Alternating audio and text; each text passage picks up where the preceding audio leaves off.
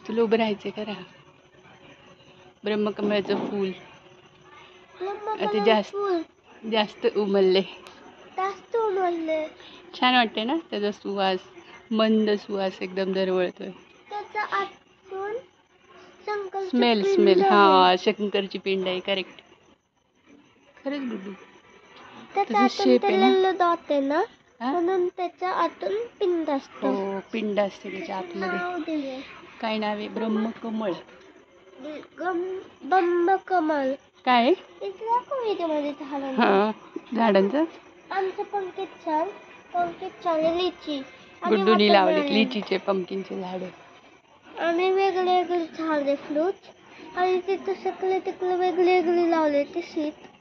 आणि आमच्या पावसाच्या वेळेला कुठले टच नाही करायचे सुद्धा आणि त्याला बिस्किट पण नाही द्यायचं.